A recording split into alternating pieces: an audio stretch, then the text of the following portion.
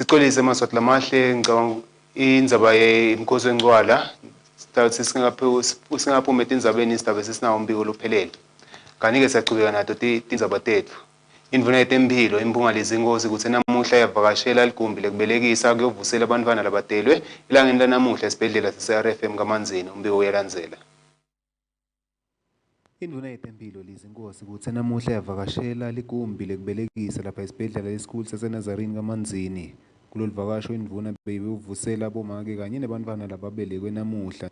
Ethule umbiko welinani lebantfwana labatelwe lamuhla njengoba usuku lekucala lomnyaka wa 2023. Siyabonga asivusele sivene eminyakeni lomusha wanga 2023.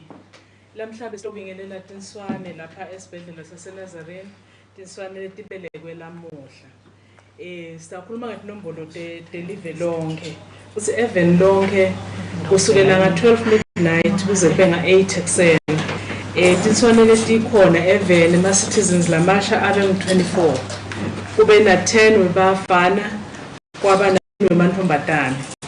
Beme kanje embabane esibhedlela abe ngu4 wemantombazane baba ngu4 bana. Espiki kwaba nentombazane yinye. Emkhuzweni kwaba nentombazane yinye. Nemfana lapha eNazarene lapha sikhona khona kube nentombazane mantombazane nemfana munye kahle kube nentombazane Good Shepherd kube na 3 webafana na 3 wemantombazane. Konje lokubalekile lamhla sasifika la esibhedlela eNazarene sikhanze sibanenge kakhulu bantwana tinswane letikhona lapha esibhedlela beting 48 setitonke.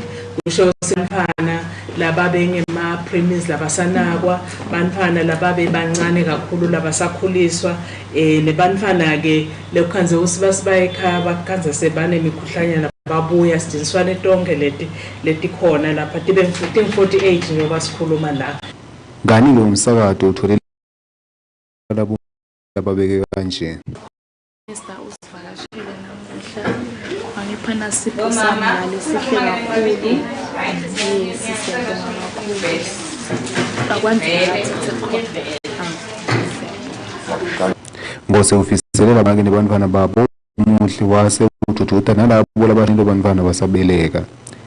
Intechannel Yemaswati solele kugcinzi nginapho kuhle dlamini sika